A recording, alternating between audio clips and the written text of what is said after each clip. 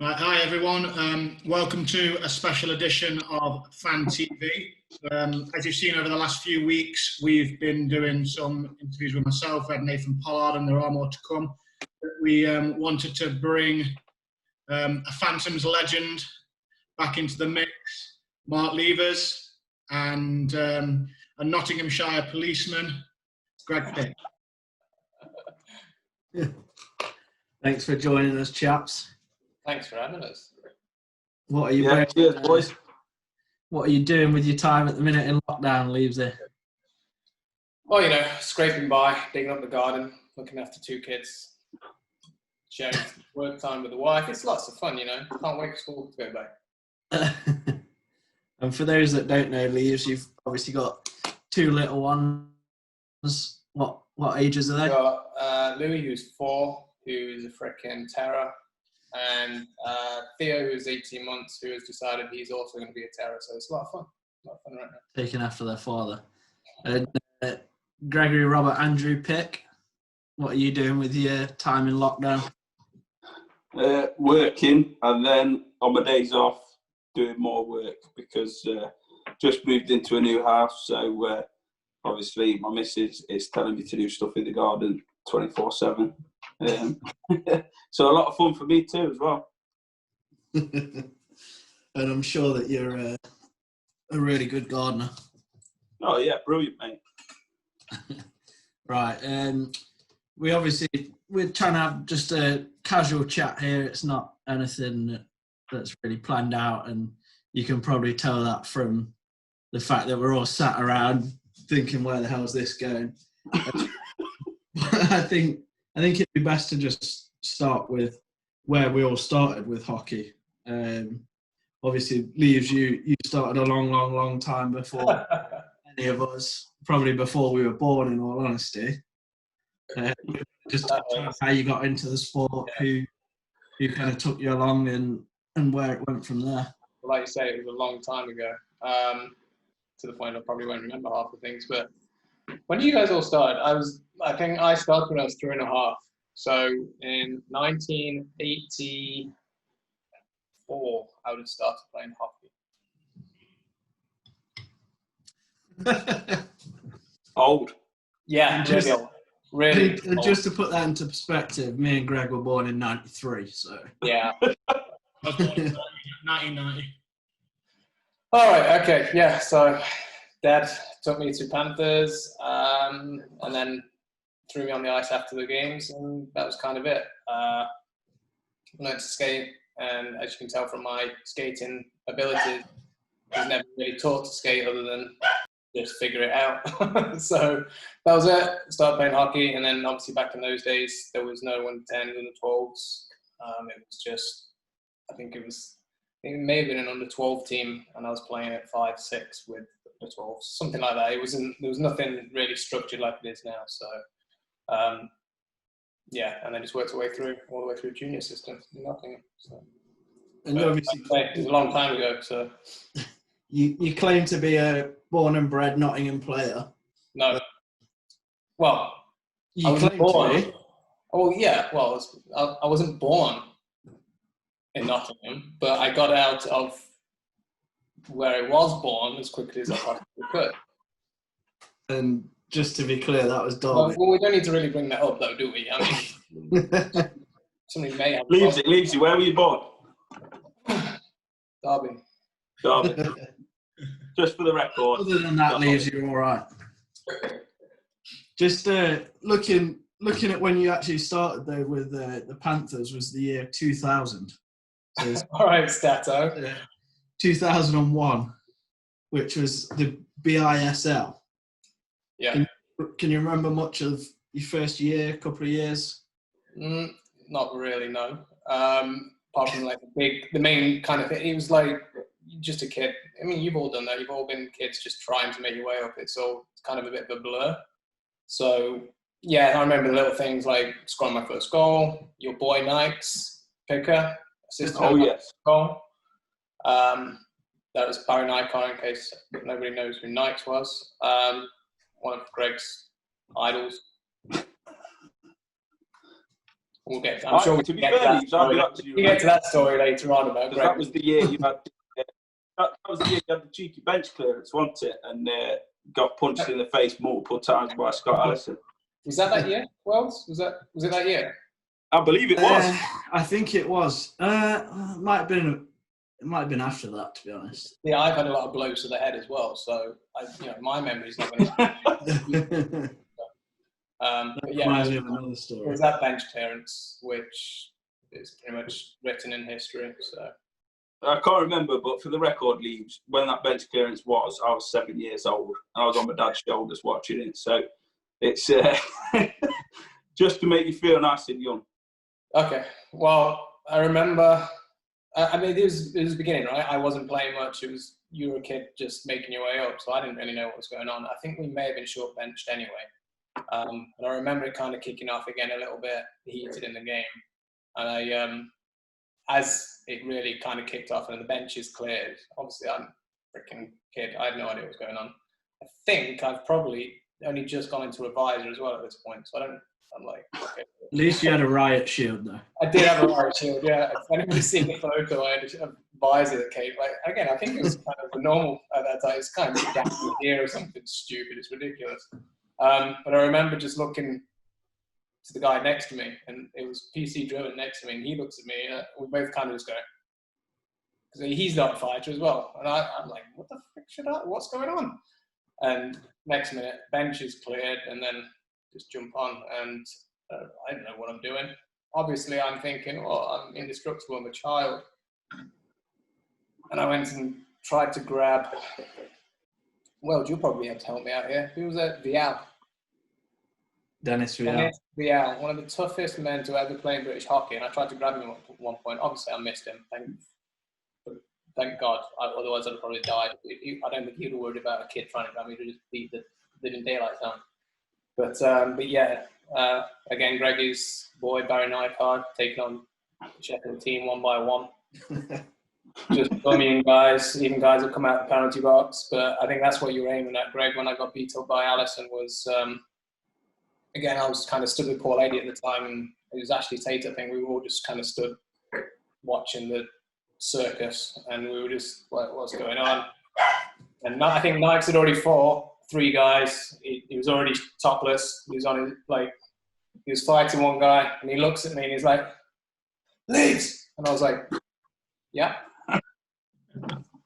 And he kind of just nodded over, and I was like, well, again, not really know what's going on. And there's Allison climbing out the penalty box. And when you say, oh, and I mean literally out the penalty box. So Nikes knew it was coming, and he was like, just while I finish this guy off, can you jump in front of Allison? Like an idiot, I did. And there's your story where I literally, little kid, jumps in front of Allison, and he just dummies me in the head about 5-6 times. But it's okay, because I just held him up for Nikes. Nikes finishes the guy off, and then had that fight. So obviously I'm sat in the dressing room just ice packed like this. But it was good. It was all right. It's good fun. I really loved that game. It's a good memory 20 years later, though, isn't it? The fact that I can still remember it's kind of Were you at that game, Norts? Yeah. I believe it was a weeknight. I have a funny feeling because yeah, I think you might be right. I went to secondary school. You went to school night? Yeah, I went to secondary school with James Neal, and we were both talking about it the next day at school. So I think that's why I have a vivid remembering it happening during a weekday as well. So what a weeknight! Yeah, the rest of the Notts car had school the next day. Leaves. And obviously after that, Leaves just looking, and you had a cup of coffee on the island. Quick stuff off. Yeah, that was actually really fun. To be honest. I was going to say, I don't know if that's a good experience or first. It was my basically first year, I guess, kind of pro. I didn't literally straight out of college. Just paid to play hockey. Everything's paid for. Bills paid for. A house, put up in a house, lived down there, trained every day, went to the gym. And I mean, don't get me wrong, there wasn't an incredible lot to do on the Isle of Wight. But it was a good group of lads, and we had fun. But it was good. First year away from home, moved as far away from home as probably could. You know, it was really good. It was really fun. So. And then from there, you probably had one of your better years in hockey, or at least off the ice. You were in Basingstoke, where we know that you spent a lot of time on the log flumes. That was a terrible year. I did not have fun. It was not fun. But hey, it was more the situation. All the guys worked. I was probably one, maybe two guys that weren't, from the area and that was kind of put up billeted and stuff. So, it was just kind of a little bit dull. But hockey was okay. But again, didn't really play much, still earning my stripes. But what was classes? Findus? Was that B? B. Yeah. Whatever that was. That British National League? Or? British National, something like that, I think it was, yeah. But got to play with Stevie Mocat Mario, though, so it was all good. A legend of the game. Oh, yeah. Classic guy. And then just moving swiftly on, you had another year in Nottingham, back in your adopted hometown. 1 year. Yeah, I got hurt early that year, I think. Nicky Chin. Again, Greggy's boy, Nicky Chin. Popped my shoulder out in pre-season. And then they signed him as a replacement for a little while. So Loves the chewing gum, that bloke. Yeah, loves a chud. And then the year after that was a move over to Northern Ireland and Belfast. Was it Tony Hand the coach that year, or? Yes, it was Tony Hand. I remember. Yeah, sorry. Yeah. It was a surprise, but I was quite, it was kind of, I needed to get out of Nottingham and kind of, not, I guess, prove myself, say that I could play a little, and get some ice time, because Nottingham, I was basically going to be a spare forward. I wasn't really going to play much, and it was just go out and get some experience. And it worked out great. Belfast, we were already going to be rolling 3 lines. And I was third line centre between a couple of guys, and it was really good. 3 great years. And you also got a call up to Great Britain that's first season in Belfast, where it looks like you had a decent tournament, getting 3 points from 5 games, and that was in Div 1. Yeah. Remember much about that? Where was it? Where did you go? Who did you? You asking? I really don't remember. It's stupid. All the GB tournaments and stuff. I had this conversation not too long ago. Somebody asked me about it, and I was just like, I sound like a complete idiot not remembering this. But like those France, and again, a lot of the like under 20s and all those tournaments. I think it might be the blows to the head. They all blend in, and I can't remember which one's which. It's terrible, really, really terrible. I just know that we did all right, and we, productive wise, I mean, it was nothing like GB doing now, but we always did okay. And it's terrible that I don't remember properly. Just touching back on the 3 years you had in Belfast. Yeah. Obviously, one of those seasons was the year that Theo Fleury came over. Now, I'm sure people that, I was going to say, I'm sure people that are listening to this, if they still are, would they'd want to know if you've got any stories about Theo, what he was like. He was opposite to what everybody imagined. If you hear the stories and you're just like, oh, this idiot. He literally walked into the room. He was like, "Hi, I'm Theo," and I was like, "No, excuse my language." Like, oh, yeah, okay. There's not anybody that's not going to know, but he was the nicest, most genuine guy, and he was there just to kind of get back into hockey, fall in love with hockey, clean himself up, whatever. He was good friends with the owner that had just bought Belfast. And again, during the summer, I'd heard that he was signing, but it was like, we don't really believe this until it happens. And there he was sitting across from me in the dressing room. And I think first game, hat trick, fought the biggest guy on the ice, just setting the stage. This is what's going to happen. And believe it or not, we won the league that year. I mean, what a chance. I wonder why. And then after your 3 years in Belfast leaves, you're back to Nottingham, where you probably had your best years. Yeah. In terms of, as an established player in the league. Yeah. just looking, you had quite a few years where you put up 20, 30 points in a row, and then you topped out with a career high of 28 in the Elite League. Yeah, not point scorer anywhere. No, but you know, you're a two-way guy. Block shots, face-offs won. PK specialist. PK specialist. I love blocking PK shots. But yeah, no, it wasn't me. But yeah, we had a very successful team. So it was good times, lots of trophies. So it was fun. And this is probably it was the first time that you came across T Nasty, Thomas Norton. Honestly, you just walked into the dressing room like the world is like, it was just, who is this guy? And he comes and he moved me out of my stall. I'm sitting there. Kicked me out of my stall. I'm sitting there now. This is 2 spot. And I was just like, all right, who is this kid? Sweetheart. Absolute sweetheart. You know. I think I remember one of my first practices. And it would have been like after, it might have been a Tuesday or something like that. So there was no games the next day or anything like that. And I think obviously the lads had probably been out on the Monday night. And then we were there the next day. And obviously, like you say, I walked in, you know, keeping my head down and just got ready and then jumped on the ice. And I think you were my partner for a few drills and you were like all over the place. And I remember you coming and apologising, and I'm just like, don't even need to apologise to me because you probably still look way better than I did. I was not a good drunk practice player. I'm not a good player. So a drunk practice player, oof, it was painful. And your time in Nottingham, obviously, you know, Belfast is a big team, big city, big club, but Nottingham's probably in a league of its own, really. Next to maybe Sheffield, probably the only other one that can compete on that level. You obviously would get a lot of fans. You'd walk around the city and people would recognise you, and that was the time social media was becoming quite a thing.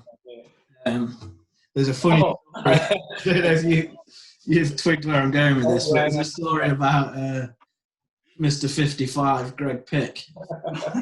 You want to just touch on that one? Yeah. Sorry, Picker. Sorry, but we'll bring this up. You go for it, Pat. No, I didn't. I think this only came up when we were all in the car, obviously, in Peterborough. How long into this was it before we realised that? I don't know.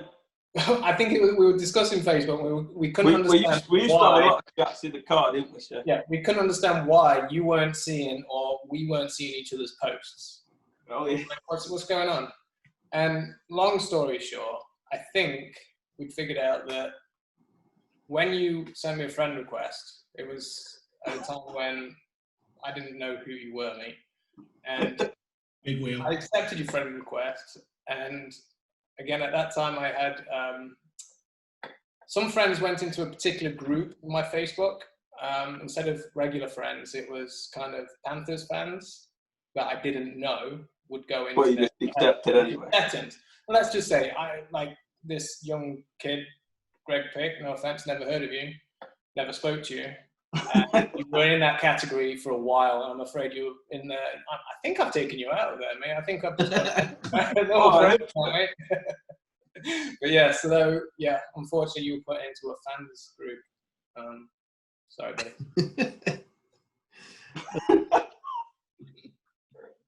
Moving swiftly on with the. Yeah. I'm out of there now, though, leagues, aren't I? Yeah. Oh, that's good. I think was it your last year in Nottingham Leaves when they won the first league title and yeah, we got the treble that year. I mean, obviously everyone's like Grand Slam, and then there's that argument over the conference thing that was in there. But league playoffs and the cup all won that year on my last year. So good way to end. Yeah, not a bad way to bow out, and then. It'd be interesting to hear how you, I don't know if I actually know the story, how you ended up getting the phone call and the big league, to the P10. Signing, career highlight. Well, to be honest, I mean, at the time it was, it was hard because obviously at that point I still felt as if I had a bit of time left in me to still play, but obviously my ice time was dwindling. I wasn't playing as much as I still felt I could do. So I guess, and no offense, dropping down the league, because I don't want it to sound like I'm being a bit, in any way, but it felt as if that was the start of the end of my career. I mean, don't get me wrong. I think I had some of the best times I've ever had in the last few years with you guys in Peterborough. It was unreal. But at the time when I was going through well, now we've got to try and find a new team, because I mean, Nottingham still offered me a contract, but it was you might not play much. You're going to be, I think at that point I'd already been moved to play D. No offense to Naughty and Picker, but when you're a centreman like you and me, Wells, you go and play club D role. I mean, wasn't much fun. No, it's too easy. It's too easy, isn't it? It is. I got bored. I came off the ice and I was never out of breath. No offense, not Greg. Don't even get a sweat on. Literally, get the puck, skate a few strides, pass it to a forward, get off the ice. I was just like, well, a few angles. Nort's probably I guess in my role with the Panthers at the time, it was don't do anything stupid. So it was just plain and simple, and you never really, like I say, it wasn't really what I wanted to be doing. So Nortsy gets the puck and passes it up to a forward. Picker used to get the puck and just go as hard as he could off the glass, or miss the glass, or miss glass and kill somebody in the stand. Either way, one or the other. So, then obviously great time in Peterborough. So it all works out well in the end. It was, like I say, at the time it was disappointing, but it turned out absolutely perfect. It was all good. And then, to be fair, Yves, if I remember rightly, when you were playing D in Peterborough, you used to just skate back into the zone, a few dangles, get back to the goal line, and pull a couple more right in front of the net. Well, yeah. Like I said, turn the puck over. Yeah, I signed with you guys as a D-man. I think because it was John Kinniston at the time. Like I say, it was later in the summer, so Peterborough had already signed pretty much the roster. He had a spare D spot, and John was like, "Yeah, okay, we'll sign you as a D-man." And I was just like, "Okay, let's give it." And obviously, that lasted how long, Worlds? 10 games. Not long at all. Not many. Poor old Sawsy got the sit down, leaves us moving forward sort of thing.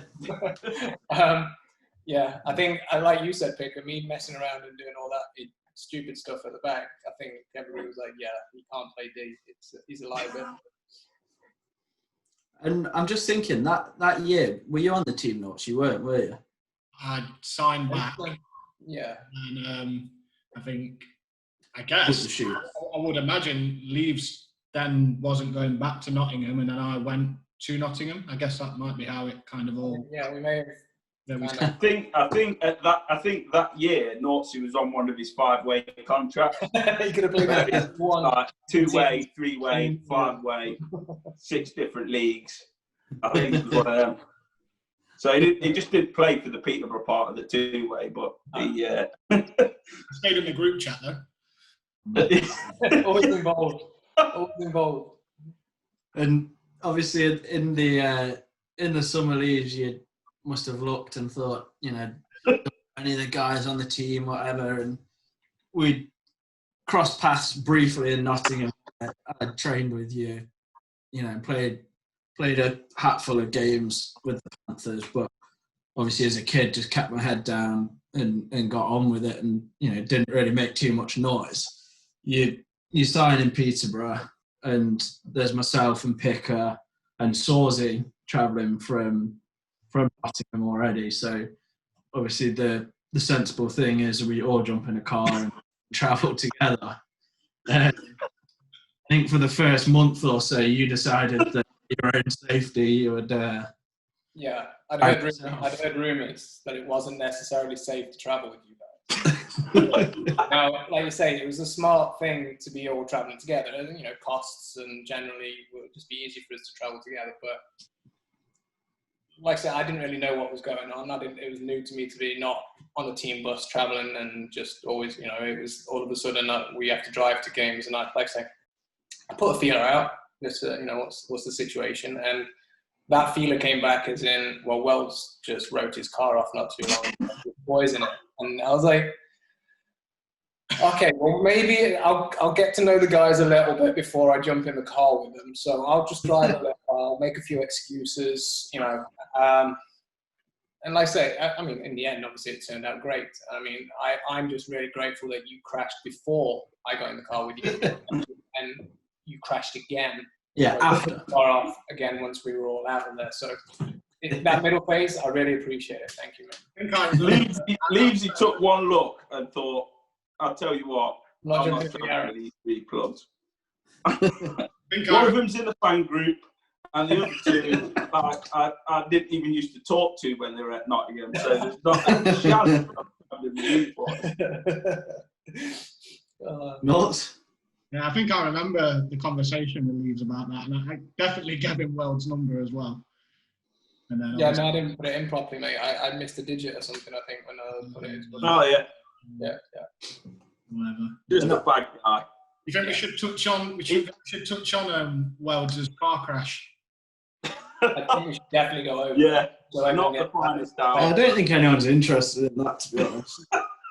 So out of the whole of the Notts car from the start and the beginning, because there is a few honourable mentions of members we've had. Joe Graham, I think he was in the car that year. He must have been original. We've had Conor Glossop, Craig Wallace. Am I missing? Warren Tate. Anybody else I'm missing? Obviously, we've got Joe Grattan. We've had Joe Hazeldine. Zorzy. Josh Tetlow. But yeah, with But that was a fun journey. And we you had had legs around your ears. Well, just make him sit in the back. And the front at the same time. Yeah, Hey, to be fair, in all fairness, looking at the size of Tetlow, I don't think Wells made him do anything. Oh, but I did. Right. Naughty, come on then, give us your play-by-play of our epic car crash on the A1. So that year, Welch has got himself a new car. Sadly, the Citroen C3 had died. Rest in peace. Rest in peace, C Frizzle. Loved an overheat. The amount of times we had to pull over at the side of the road to let it cool down. It was your mum's car as well, wasn't it, Welch? So Welch gets himself was a grey Toyota Yaris. Nice, real nice. Loving it. 1.3 engine. Quite spacious. Nippy. Quite spacious in the back. And I don't know, we were driving along. There was, I think it was, obviously Welch was driving. I think myself and Joe might have been in the back, and then Greg was in the front. No, Naughty. It was me and you in the back, wasn't it? Oh, Grizzle was in the front. Yeah. And I guess Welch, was driving along, and he had all these new gadgets and knobs in his car, and he was... In a Yaris? Well, I had 3 knobs in my car. Yeah. On and off for the stereo, and that's it, huh? So, Welch is flying down in the fast lane. Doing 60. Pushing the Yaris to its max. 62.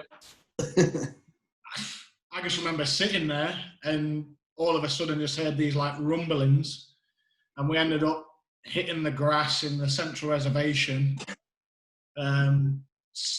feeling the car skid. I think me and Picker then had hold of the headrests in front of us, gripping for dear life. And Welds, he says that he used his skills to save us, but we hit the central reservation. And I think I'd say span at least 3 times in the fast lane. And I just remember spinning in the car. And then obviously as we were spinning, I could see back up the road thinking, oh my God, we're going to get rammed by something from behind. And then as we were spinning, then again, you looked over to the left where it was the slow lane, and there was just this lorry just slamming its brakes on, just smoke coming up, the horn going, and us just still spinning in the fast lane. I do not know how we did not roll the car, have a car run us from behind, or go under that lorry. Somebody was looking over us that night. But I say the best bit, you can look back and laugh now, nervously, but it was as we were coming out, probably the second spin, Welds just utters these words, "Oh, sorry, lads," as we're coming out of this second spin. I'm basically all wondering if we're basically going to survive, never mind make it to the hockey game. And then he ended up, I don't know, the engine didn't go off. And probably we shouldn't have done this either, but then he just drove it into a hard shoulder and parked it up. Well, by a lay-by, weren't we? So, lay-by. Did you make the game? Did you play or not? Oh, mate, of course we did. We had against the MK Rat Boys as well. We had MK, and I think Rob Housden came and picked us up, who was one of the owners at the time, and we just had to leave the car at the side of the road. So, you'd think Welds would think, you know what, I won't buy myself another Yaris. They're clearly they're not very good on the road, but what does he go and get? In an electric blue. To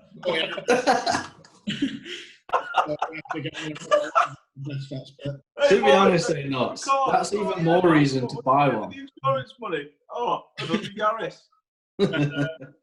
I mean, I'll let Welds tell you this one, but sadly that Yaris didn't make it either. Well, I was in need of another new car, so I just thought I'd write another one off and ditch.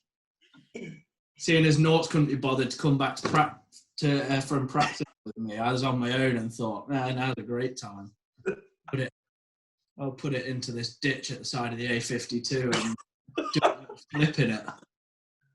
Hey, I do remember though, after that crash, being in the dressing room before the game and saying, "I tell you what, boys, I hope we don't have a good game tonight, because if we do, we're going to have to do this every time we're on the way to the game." Just write a car off. Touch wood, obviously, myself and Welds is obviously. Oh yeah, you still travel. Greg and I don't need to worry about it anymore, but you guys travel.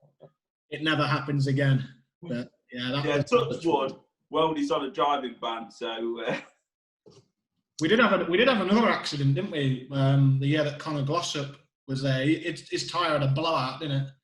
Was that the day we were stood in the bushes for freaking hours? Yeah. I think, Leaves, you might have been waiting on the berth for Louis, so you were driving yourself.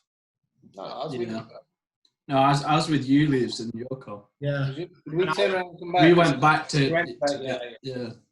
So I was with Connor in his car, and I just remember again just driving along in that, and his tyre just making a massive noise. And I think he had a Vauxhall Corsa, and he was probably pushing it over the limit a little bit, and his tyre just started making this horrible noise. And I just remember turning to him and just saying, you maybe want to slow up a little bit here. And then as he started to slow up, it just went bang and blew up. And luckily, again, nothing was near us, and we were able to come out of the fast lane and sort of roll it into the ditch at the side of the road. But then when the RAC got over, he was like, you guys are really lucky. He said, I normally come to accidents or things like this that happen, and usually the car's over on its back because it's flipped over, because obviously the tyre's gone. So again, I think somebody was looking over us. Right, Norts, I know that you love telling stories, but we'll take a little break here and make it the end of part one.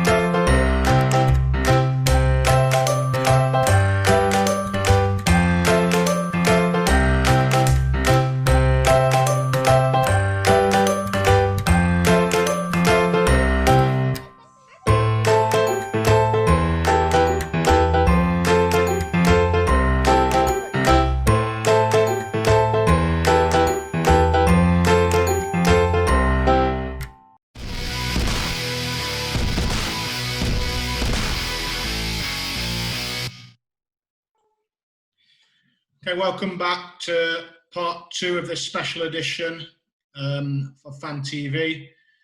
Like I said at part 1, we've got 2 former Phantoms players here with us. Used to be part of the Notts Car as well. First part, we obviously spoke to Marc Levers in length about his career. I'm sure this one will be a little bit shorter, but Greg, let's talk about your career and where it all started, mate. Well, it's not quite as impressive as the other guest, especially not in the points column. But started off in Nottingham like the rest of the lads. Went and watched the Panthers with my granddad. Used to take me down, so started watching them at a young age. Legends like Marc Levers, and from there just started playing at Nottingham and went from there really. Your career in Nottingham, were you predominantly in like the A team, or was you in the B team? Well, I played predominantly in the A team, but I had a year in the B team, which you boys tend to let me know on a regular basis. What was the name of that team? What's that? What was the name of that team? The Ice Cats. Hey mate, don't take the Ice Cats. Yeah, so I had a year there, and then at about 13, I went over to Canada. Just my dad was working over there, so went and played over there for a bit. Came back for a year, and then went over to North America again. Played there till I was about 19, 20. Cool. So obviously, you say you ended up going over to Canada the first time because of your dad's work. What does your dad do?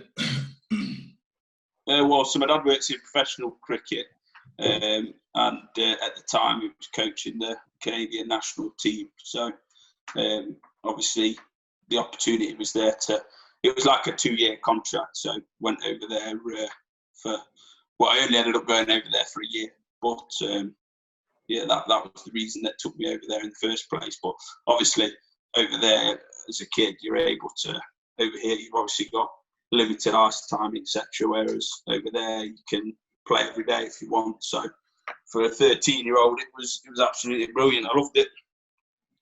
So, Picker, in other words, your dad's a professional tea drinker. Yeah.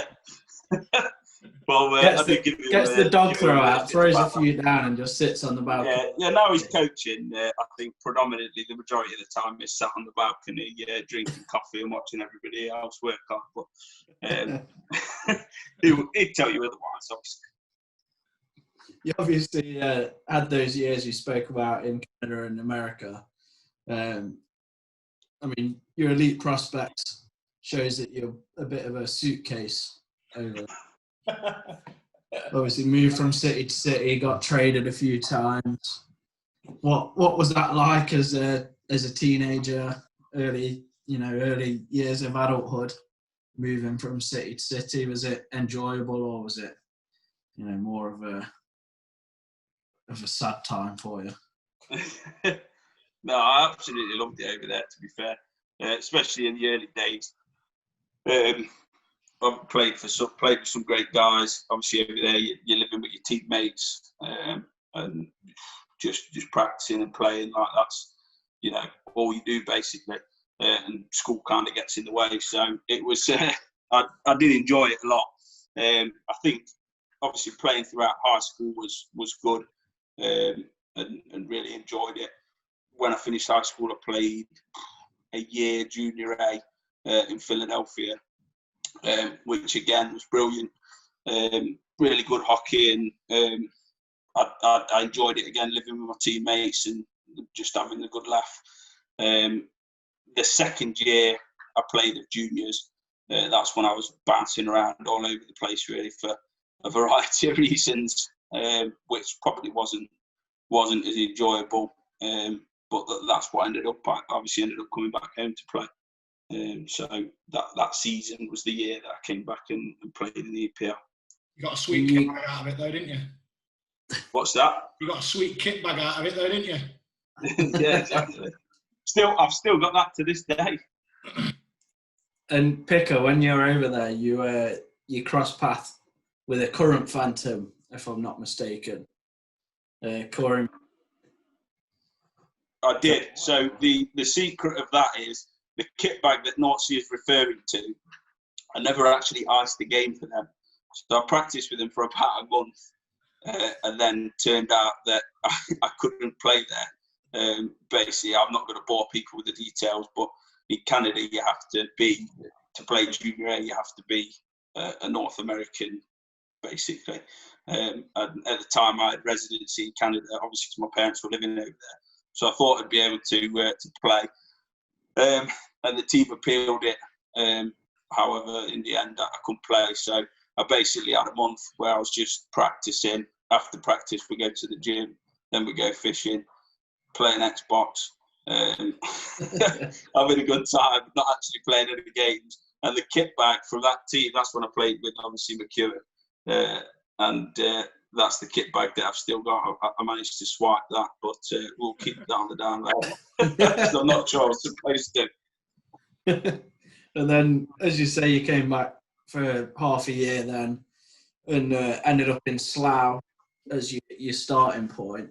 From memory, I think you'd spoke to some of us guys and put feelers out for places to come back and play, but settled on Slough. Do you want to talk us through how you ended up there and, if that was a good experience, your 5 games, and who was your coach? Yeah. So at the time, obviously I was playing over, well, that was the month that I was in Blind River with pretty much, wasn't even playing. And in the end, I decided it's not working out. I'm just going to go home. And at the time, I literally was just, looking for a team, basically. And Corey, McEwen's dad, was the coach at the time, Doug. So I asked him if he'd got many contacts back in the UK, because to be fair, I didn't know a lot of coaches or anything, because I'd been away for 5-6 years. So he contacted Peterborough and Cardiff at the time. Cardiff obviously wasn't really going to get a look in. So Peterborough, he spoke to John Kinniston, who was the coach.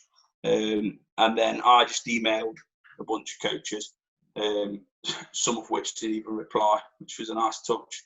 But I think they probably looked at the points column on my elite prospects. But yeah, spoke to Slavs, and to be completely honest, Slough at the time were just, I had better engagement with Slavs, and they were in a much better position in the league table. So I thought, yeah, why not? So I went down there and played there for, I don't know what it was, maybe a month, 6 weeks, something like that, before obviously coming to Peterborough anyway. Is that what you've got? Slough? Yeah, Slough. I was there. Like I say, I was. I know it wasn't long.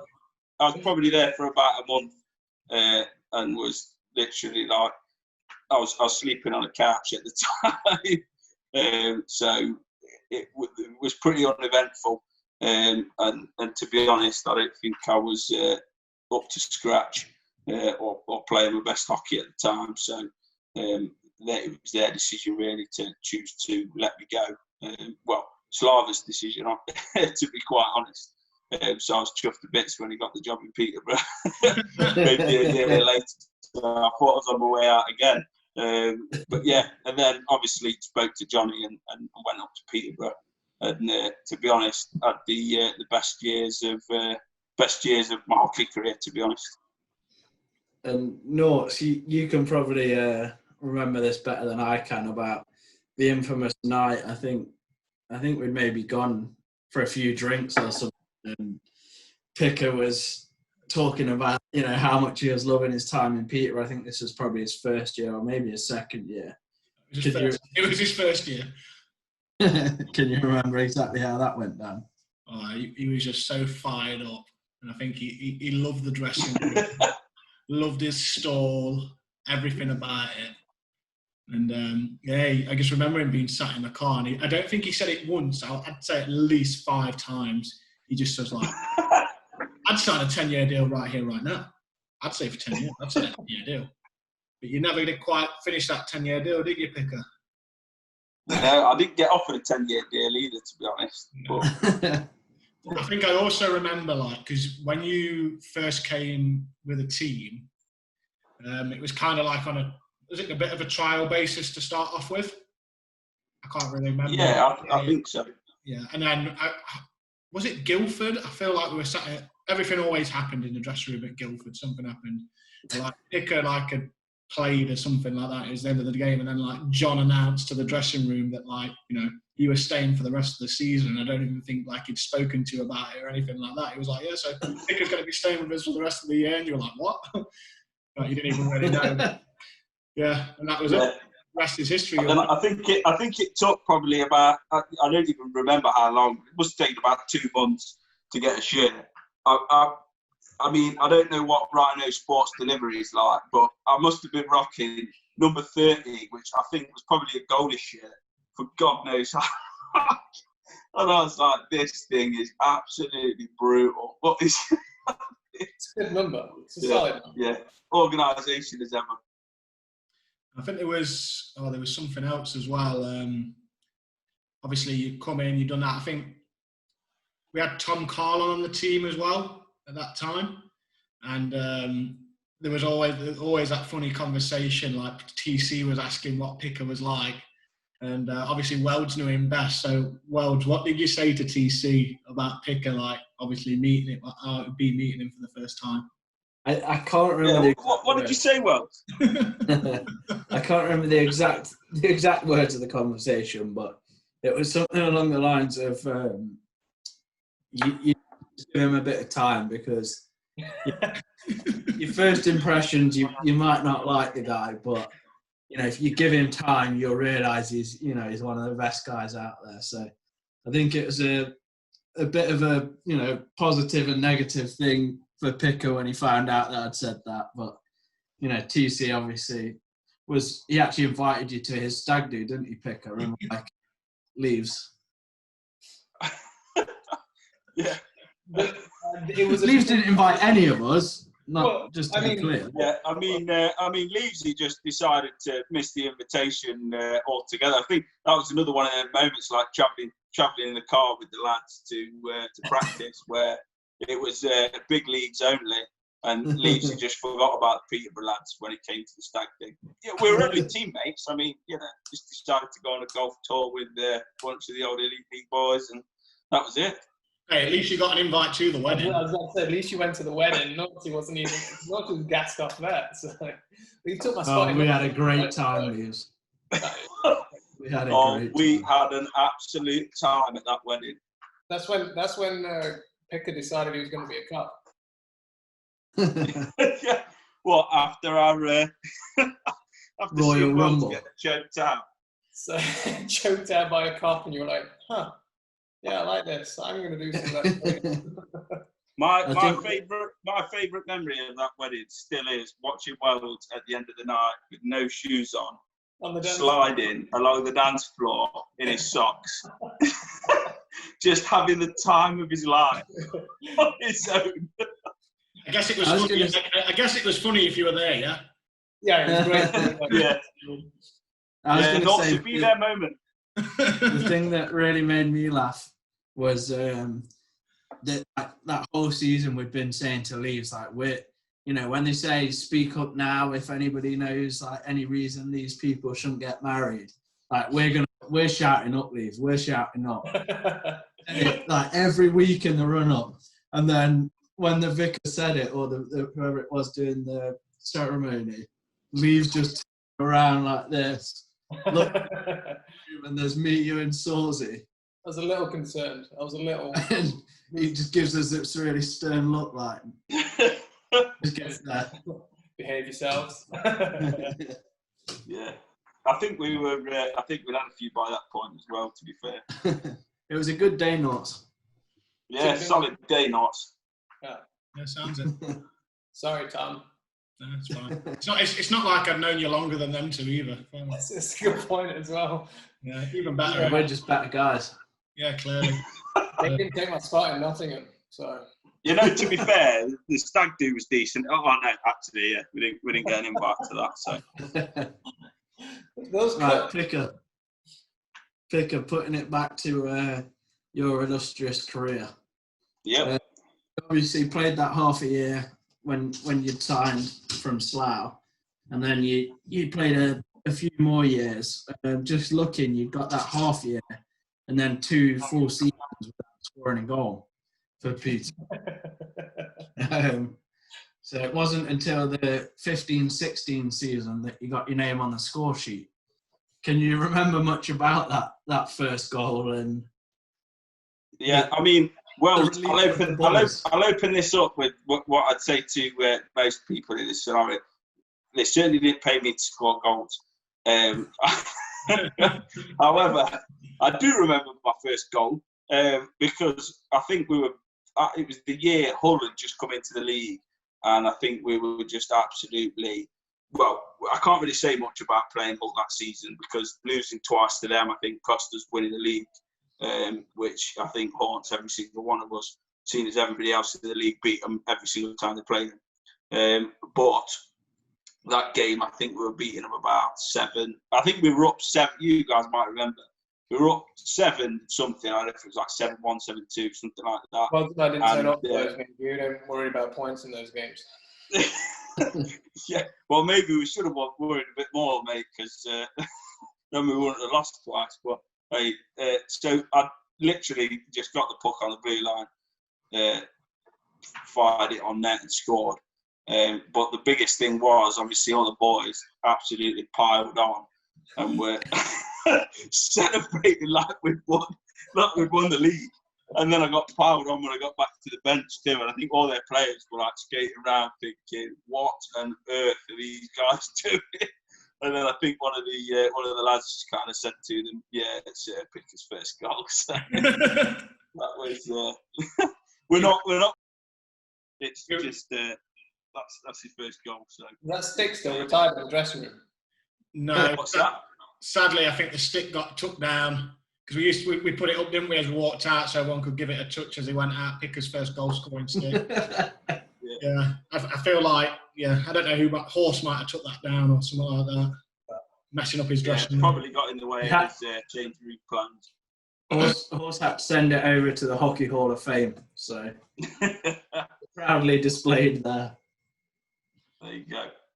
I forget exactly, but I'm sure we were all like jumping around, like celebrating 3 shifts after you'd scored, and everyone's still like buzzing. And I guess we probably started.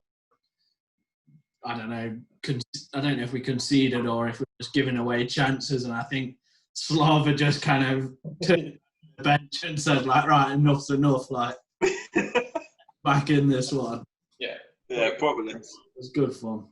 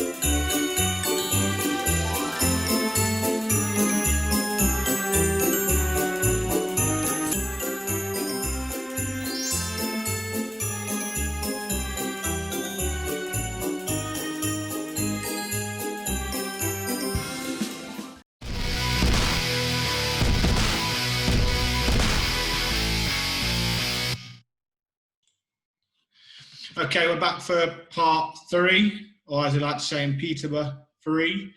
So back for part 3. I think we're just going to finish off talking about Picker's illustrious career and kind of what he's moved on to next. And then I think we're then going to move on to talking about the 2014-15 season, which obviously was our most successful altogether as 4 of us when we won the playoffs, and obviously our memories of that. And then hopefully we'll have a little bit of time for a few stories and hopefully get a few laughs out of it. So, well, if you want to just finish off with Picker.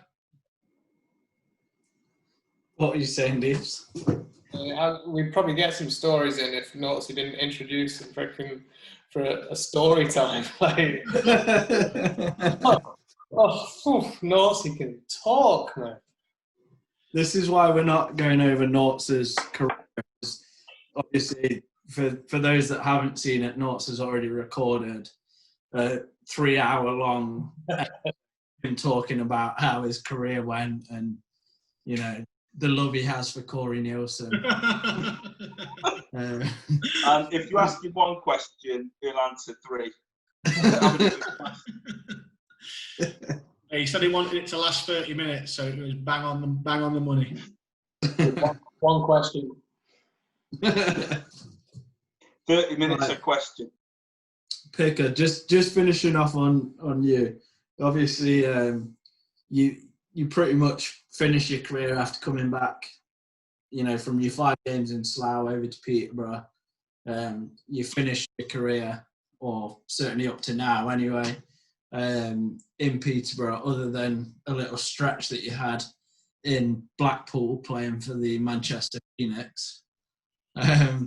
Obviously, we weren't lucky enough to play at the Pleasure Beach for the franchise, but we played a few games there. Do you want to just touch on the half a year that you had there and, you know, playing for a legend in Tony Hand?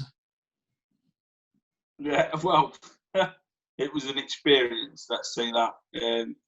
No, to be honest, Manchester, I've got some of the best stories from my playing career was there. Obviously, we had a really good group of guys, which genuinely just a top group of blokes, which made it a lot easier, to be fair. And you've got kind of that siege mentality, I guess, because it wasn't easy at all.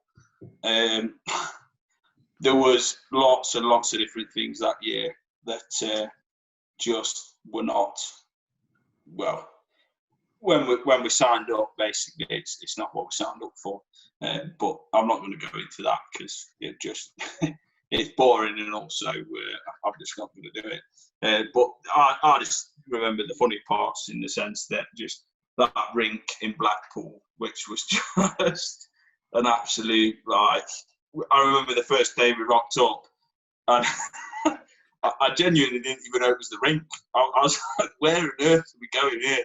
And bearing in mind, I was playing with Eddie Beveridge at the time, and obviously we were living in Altrincham, where the old rink was, or near enough.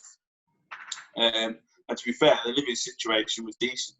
And then the first day going to practice, where we were driving for like over an hour, and I was like, what on earth is going on here? And obviously the first day going to that rink was just, I always remember the rink manager was absolutely buzzing, like just beaming that there was a hockey team playing there, loving life, and we were practicing, and there was no stands in the rink, so they're like, obviously the Phoenix, from when they played at Altrincham, obviously had quite a lot of fans, and at the time were still pretty loyal to the team. And to be fair, some of them were absolutely brilliant, obviously, to the players and stuff the whole time we were there.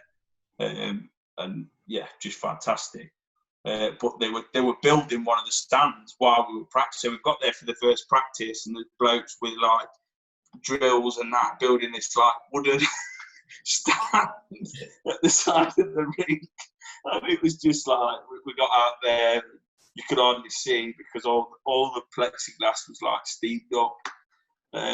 Yeah, it was a funny time. And then obviously we had all the different guys come in at the start. and we were just short on numbers. Really, there was some good players, but I think we just had a really small roster. But then as things obviously went downhill, we lost a load of guys.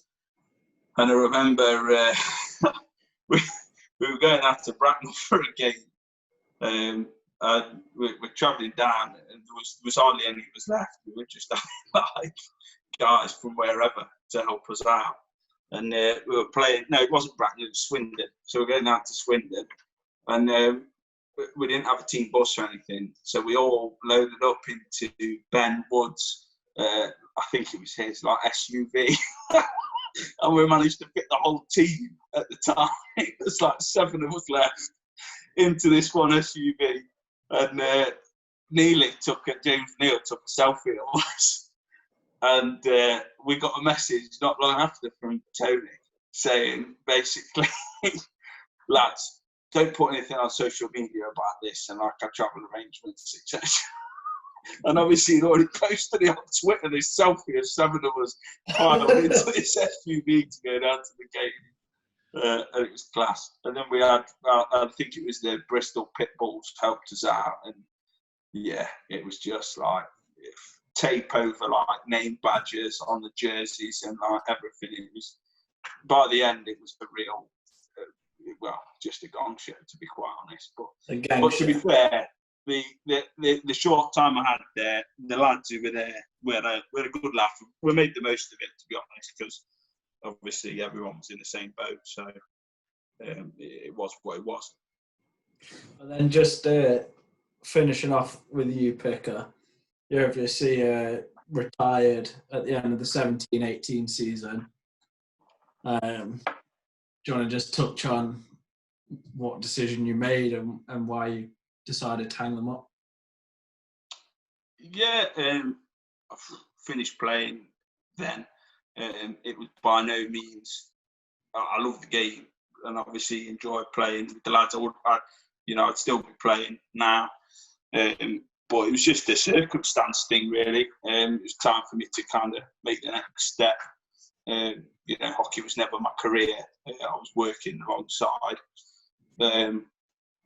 and got a good career opportunity, obviously, with the police.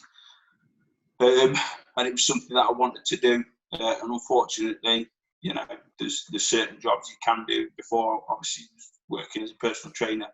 You can play hockey. And if I did a job now that I could still play, I would. But at the time, got the opportunity, and unfortunately, with the shifts and things like that, you can't play in the EPL or for a team like Peterborough and work that sort of a schedule. So it was a case of one or the other. And really, for me at the time, obviously, a career for the rest of my life was obviously took precedent over hockey. And to be honest, obviously, I've not played since. That's not something I'd rule out, but I've not really felt the desire to play since, to be honest. So what you're saying, Picker, is you're not officially retired. You do class as a free agent, and if there's anyone out there that thinks that they've got a spot for you, give you. No, I think the in regards to when I finished playing, obviously it was announced as a retirement. I think, 24 at the time? It wasn't exactly a retirement. I've just, like I say, the right thing. The first couple of years, I was obviously focusing on my career, and on my days off at the time, I wasn't particularly interested in doing much else than just chilling out, to be honest. So I haven't played for the last couple of years, but I certainly won't rule it out. I still love the game, and whether I play or coach or something like that in the future, I definitely, it's not something I rule out. Whoa. You're going to coach somebody? No. Hey, Lucy, I might do one. No, that can't happen. That should never happen.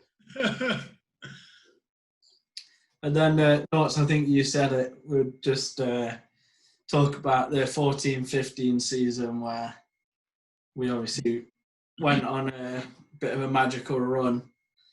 and won the big one at Coventry. Be interesting to just hear what you guys can remember of that, and the season that we'd had and everything building up to it. And were you confident that we'd go in there and win, or was it a surprise that we actually managed to? We'll start with you, Leeds. Yeah, I don't think surprise wasn't.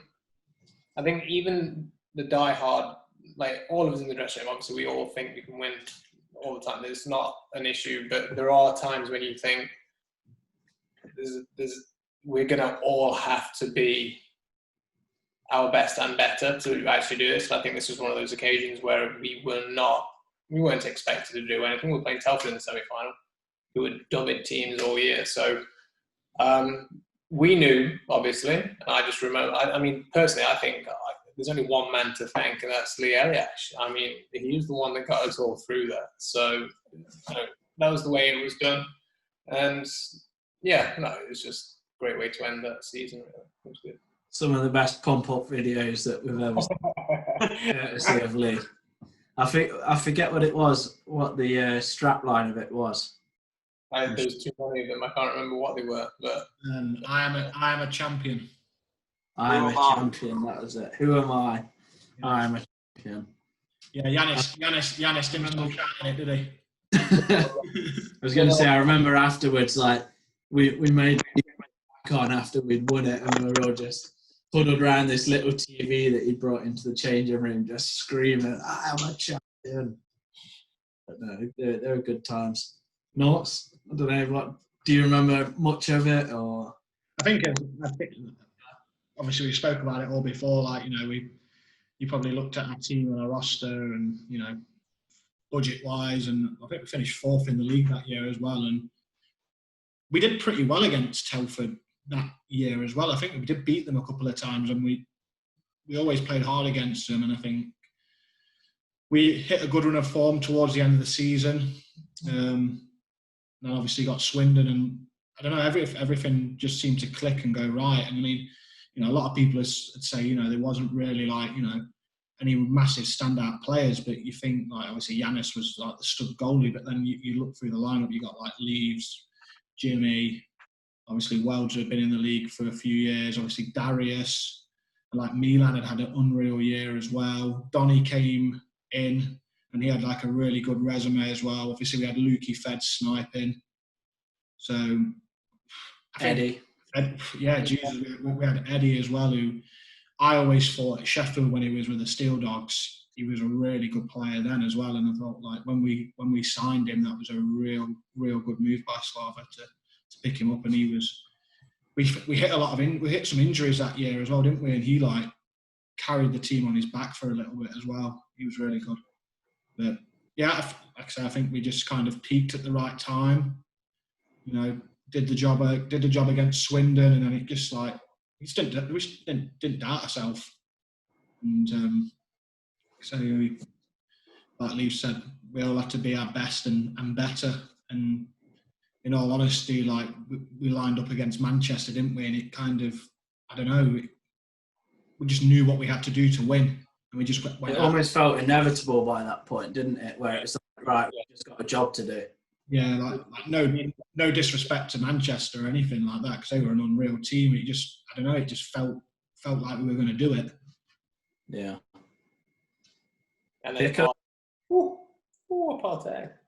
I was gonna say, I remember us all being drunk for about 3 days straight afterwards. Quite literally. Well, if you remember, you weren't doing it right, Picker. What's that? Well, yeah. I remember it. But yeah, no, it was just a brilliant year, wasn't it? I think we were by no means the best team on paper in the league, but I think the playoff push, just everything fell into place, and just I think we just dialed in genuinely. I think every single guy in the room thought we were going to win. And that's a big thing, because you play on winning teams, you play on losing teams. I would say, like, when you're on a losing team, you can say what you want in the room about, oh yeah, guys, come on, we can get back, this, that, the other, we've got this. And it's just absolute ramble, basically. At the end of the day, if you're a losing team, when you're 2 goals up with 5 minutes to go, you're thinking, we're going to screw this up. Whereas if you're a winning team, you could be 2 goals down with 5 minutes to go and you're thinking, we've still got this. And I just think throughout those playoffs, we grew and grew in confidence. You know, we knew we had a good team. Like Norsey said, we knew exactly what we had to do. We had a plan laid out.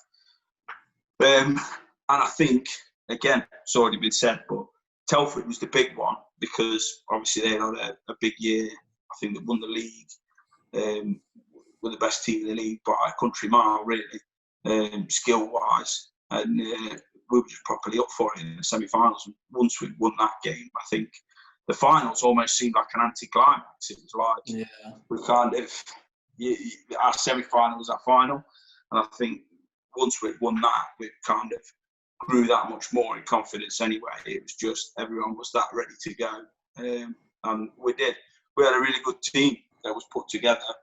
We played a system, you know, I'd argue, I'll be completely honest, I would argue that a lot of teams back then didn't play systems as much. The EPL was very much a league of the richest teams signed the best team.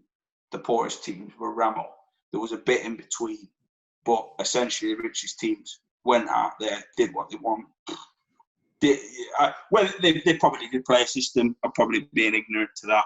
I'm sure they did to some extent, but they were going to win on any given night anyway, just on talent alone and skill. And that was the way of the league. I think things started to change.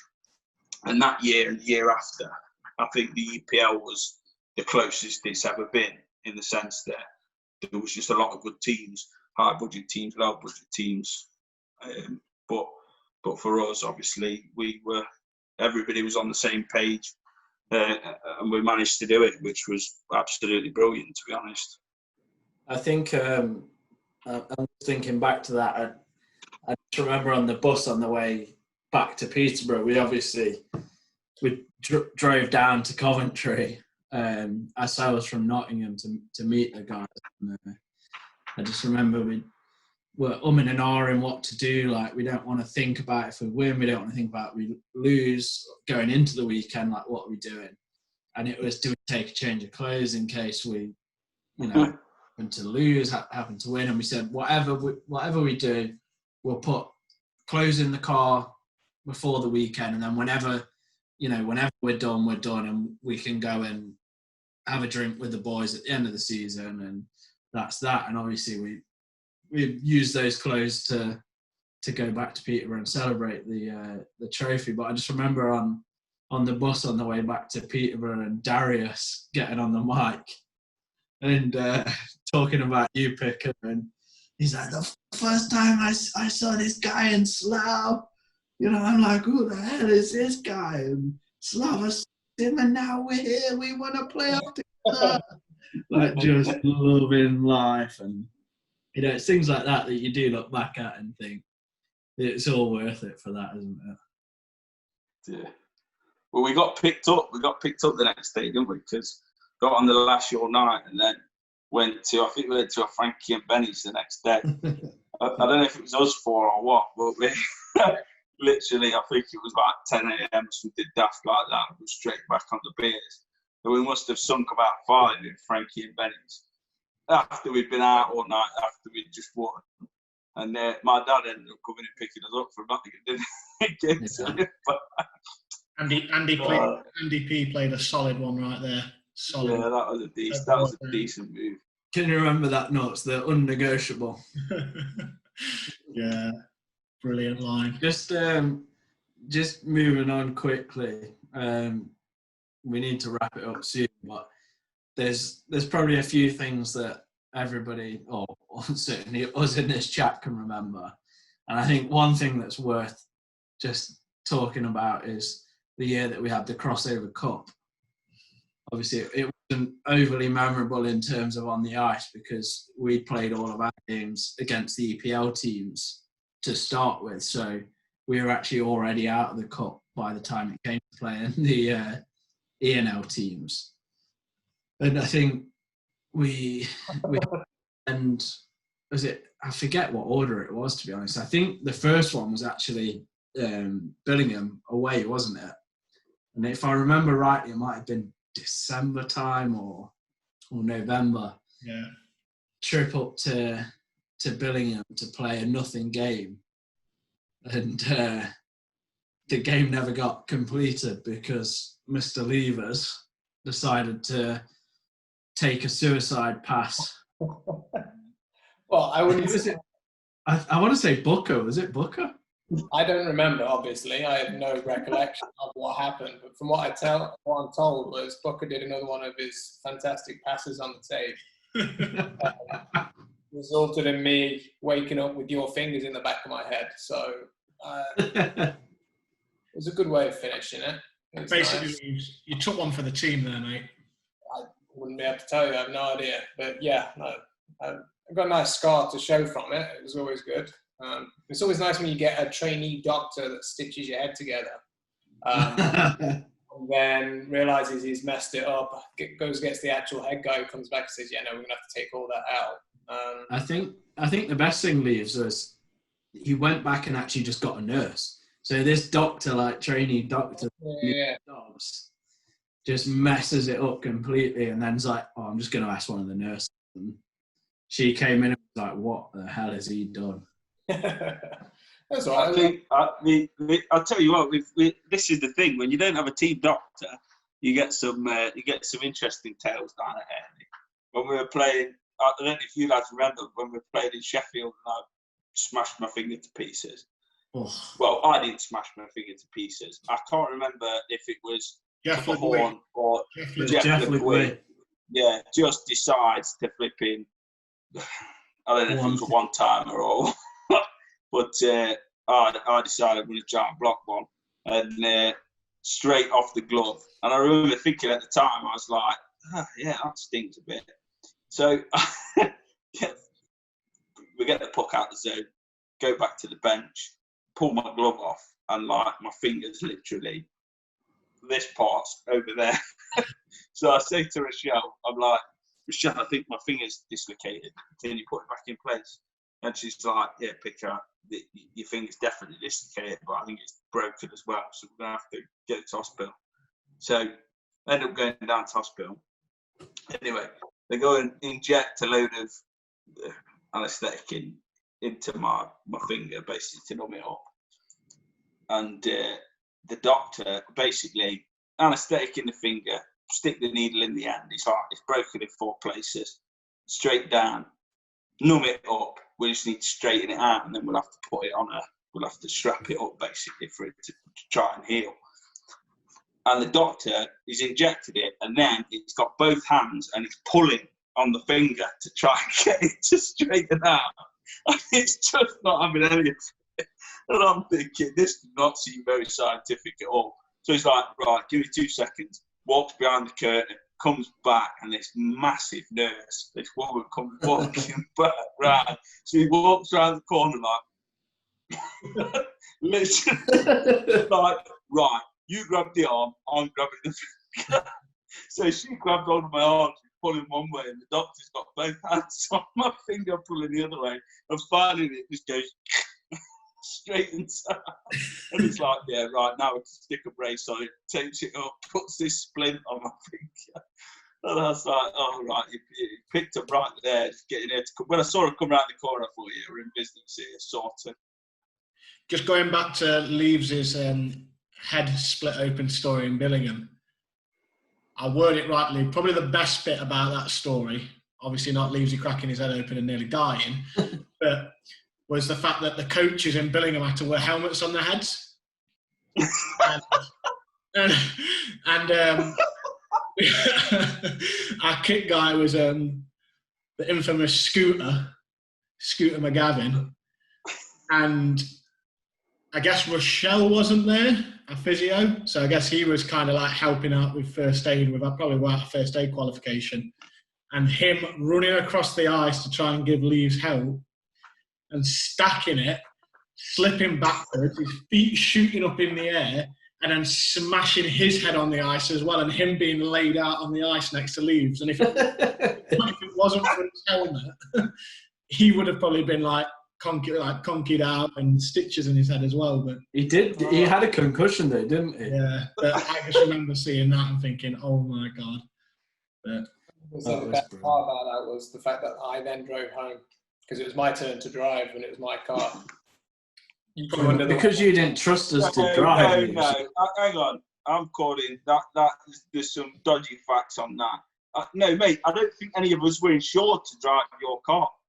That was the issue. I drove it to the hospital. Yeah. I drove it to the hospital because Welds went in the ambulance with Leaves. While you were asleep. Right, boys, just to finish up, you've got about 30 seconds each. Leaves, Picker. Have you got a message or have you got anything to say to the beautiful people in Peterborough? Beautiful people of Peterborough, thank you for the time I had with you guys. Really appreciate you having me. Had a blast. It's been, like I said before, one of the best parts of my hockey career. Thank you. Yeah, fans of Peterborough, best years of my career. Obviously, tough time at the moment with the uncertainty around what's going off. But I'm sure you'll continue to support the boys and be straight back out there when things resume. Been fun. Awesome. Thanks for listening. If anyone's still there. Yeah.